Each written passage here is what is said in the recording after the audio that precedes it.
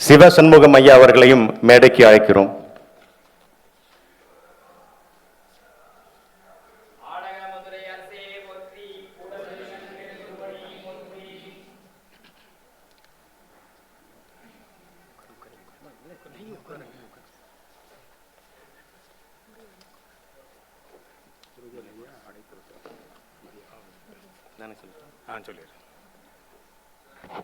திரு முருகவேல் ஐயா அவர்களை மேடைக்கு அழைக்கிறோம். பேராசிரியர் சிவசண்முகம் அவர்களை கௌரவிப்பதற்கு.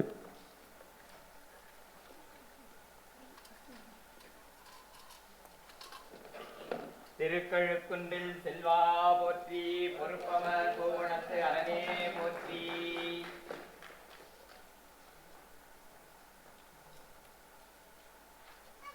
என்னாடுடைய சிவனே போற்றி, எந்நாட்டவர்க்கும் இறைவா போற்றி.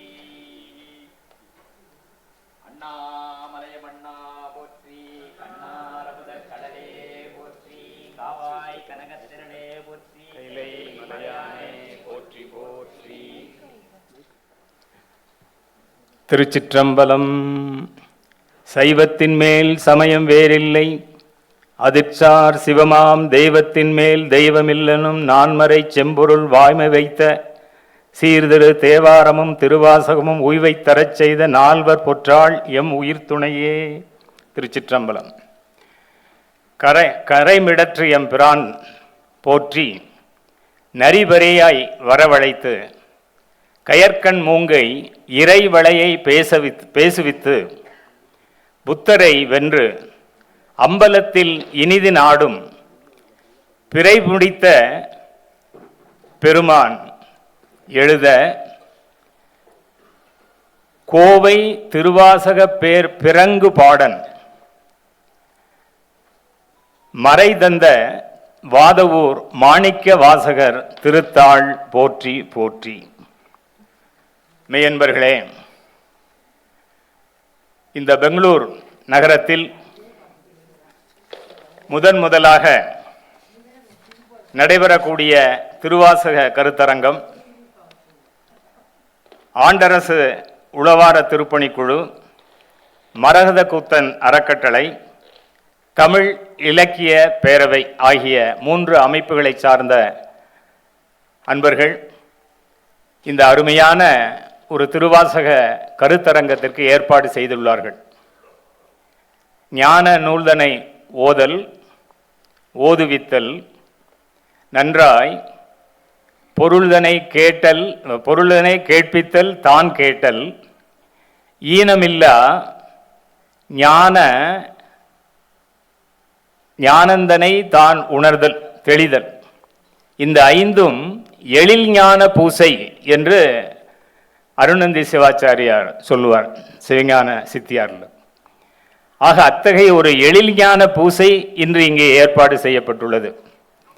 வரவேற்புரையில் சொன்னது போல இன்னிசை வீணை ஒரு பக்கம் முழங்குகிறது, இருக்கோடு வேதிய தோத்திரம் சொல்வதற்கு அந்த மறைகளினுடைய பொருள்களை எல்லாம் எடுத்து நமக்கு உரைப்பதற்காக அறிஞர் பெருமக்கள் எல்லாம் சைவ சித்தாந்தத்தில் தோய்ந்த சிவனருட் செல்வர்களாகவே இங்கு வந்து வருகை தந்துள்ள மிக பெரும் அறிஞர் பெருமக்கள் எல்லாம் நம்மிடையே ஆழ்ந்த உரையினை ஆற்றி அந்த திருவாசக தேனமுதத்தை நம்மை பருகும்படியாக இந்த கருத்தரங்கில் நாம் ஒரு பெரும் வாய்ப்பினை பெற்றுள்ளோம். இந்த கருத்தரங்கனை மரகத கூத்தன் அறக்கட்டளையினுடைய நிறுவனர், சிவநெறி தொண்டர்,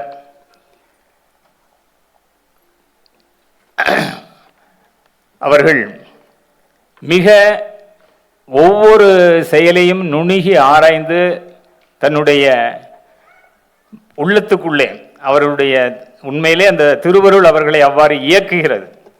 அந்த திருவாசகத்தினுடைய ஒவ்வொரு வார்த்தைகளும் தன்னுடைய அழைப்பதில் இடம்பெற வேண்டும் என்று மிகவும் அவர்கள் முனைந்து இந்த காரியத்தை செய்து கொண்டிருக்கின்றார்கள்.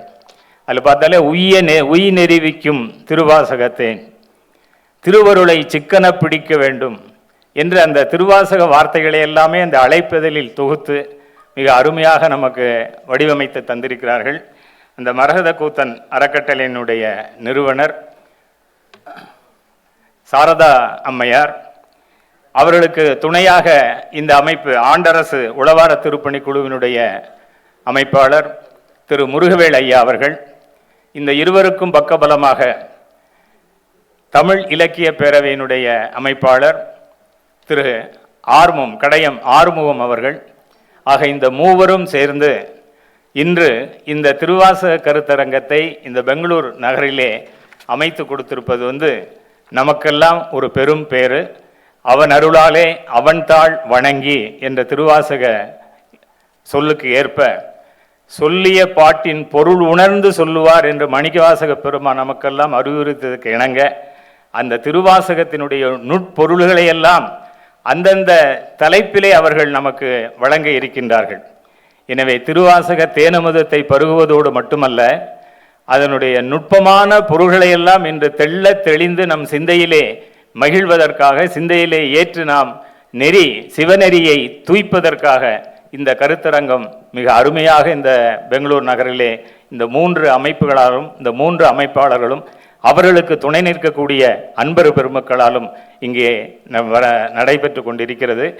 இந்த நிகழ்ச்சியில் இன்று முதலாக, அதாவது இந்த நிகழ்ச்சிக்கு எம்பெருமான் கூத்த பெருமானே தான் தலைவராக இங்கே அமர்ந்து கொண்டிருக்கின்றார்.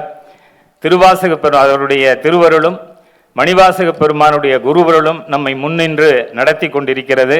இந்த அருமையான இந்த மேடைக்கு இன்று பேராசிரியர் மீ. சிவசண்முகம் ஐயா அவர்கள் ஆட்கொண்டு அருளி என்ற ஒரு தலைப்பிலே காத்தருளும் குருமணி என்ற தலைப்பிலே மிக அருமையான ஒரு சொற்பொழிவை நமக்கு தர இருக்கின்றார்கள். நீங்கள் எல்லாம் சைவ சமயத்தில் தோய்ந்தவர்கள் அனைவரும் தெரிந்திருப்பீர்கள். மாதவ சிவஞான மாமுனிகள், அந்த மாதவ சிவஞான மாபாடியம் தந்தவர். அந்த மாதவ சிவஞான மாமுனிகள் அவதரித்த திருத்தலம் விக்கிரமசிங்கபுரம். அந்த திருத்தலத்திலே தோன்றி சிவஞான மாமுனிவருடைய திருவருளை முழுமையாக பெற்றிருக்கக்கூடிய பேராசிரியர் திரு மீ. சிவசண்முகம் அவர்கள் நமக்கு வந்திருப்பது சிவனருள் நமக்கு செய்த ஒரு பெரும் பாக்கியம். அவர்கள் மிகுந்த ஆழ்ந்த அவர்கள் எப்படி என்று சொன்னால், இவருடைய குரு எந்தவித நூலும் கையில் இல்லாமலேயே அவர்களுக்கு சித்தாந்தத்தை போதித்து அவர்களை செம்மைப்படுத்தியவர்கள். அத்தகைய ஒரு பேர் அருளாளர் அவர்கள். அவர் மாணிக்கவாசகர் சொன்னது போல, அவனாய சிவனே என்னை ஆட்கொண்டான் என்றது போல இவரை ஆட்கொண்டு இவர் சிவன். ஏனென்றால் இவருடைய துறை டெக்ஸ்டைல் துறை, அதில் மிகப்பெரிய பட்டங்கள் பெற்றவர், அதாவது பொறியாளர் மாதிரி.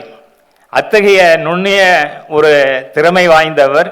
இந்த சிவனருள் சேவையிலே, சித்தாந்த சேவையிலே அவர்களை சொல்வதெல்லாம் சைவ சித்தாந்த வித்யா நிதி பேராசிரியர் மீ. சிவசண்முகம் அவர்கள் இன்று நமக்கு காத்து ஆட்கொள்ளும் குருமணி என்ற தலைப்பில் நமக்கு பேச இருக்கின்றார். மணிவாசக பெருமான் சொல்லுவார், தேவரும் அறியா சிவனே காண்க, புவனியில் திருவடி தீண்டினன் காண்க, கண்ணால் யானும் கண்டேன் காண்க, சிவனென யானும் தேறினேன் காண்க, அவனனை ஆட்கொண்டு அருளினன் காண்க என்று மாணிக்கவாசக பெருமான் தன்னுடைய அனுபவத்தில் தோய்த்து குலைத்த சொற்களை நினைத்து பார்த்தால், அந்த மாணிக்கவாசக பெருமானை அருளி காத்த அந்த திருவருளை பற்றி இன்று காத்தருள் கொள்ளும் குருமணி என்ற தலைப்பிலே தன்னுடைய சொற்பொழிவை இங்கே தர இருக்கின்றார்கள். அவர்களுக்கு நம் அனைவர் சார்பிலும் வருக வருக என்று அவர்களை வரவேற்று இருகரம் கூப்பி வரவேற்கின்றோம். இங்கே திரளான அடியார் பெருமக்கள், மெய்யடியார்கள் எல்லாம் இங்கே வந்திருக்கின்றார்கள். இந்த கருத்தரங்கத்தை மிக சிறப்பாக செய்வது என்று சொன்னால் இது போன்ற ஆர்வலர்கள், கேட்பவர்கள். ஏனென்றால் 5மே எழில்ஞான பூசை என்று சொன்னான். ஓதுதல், ஓதுவித்தல், கேட்பித்தல், கேட்டல், தெளிதல், சிந்தித்தல். இந்த 5மே ஐவகை. அதனால தான் ஐவகையாலும் உணர்வார் என்று அப்பர் பெருமான் கூட சொல்லுவார். ஐவகையால் உணர்வாருடைய உள்ளத்தில் அமர்ந்தார் என்று அப்பர் பெருமான் சொன்னது போல இந்த குருவருளுடைய திருவருள் பயன் நமக்கெல்லாம் இன்று சித்தித்திருக்கிறது. அதனை பருகு வந்துள்ள அடியார் பெருமக்கள் அனைவரையும் ஆண்டாள் அரசு உளவாரப்பணி திருக்குழு மற்றும் மரகத கூத்தன் அறக்கட்டளை, பெங்களூர் இலக்கிய பேரவை அனைவர் சார்பிலும் வருக வருக என வரவேற்று, பேராசிரியர் ஐயா அவர்கள் உங்களுடைய மேலான சொற்பொழிவை தருக தருக என்று வேண்டி கேட்டு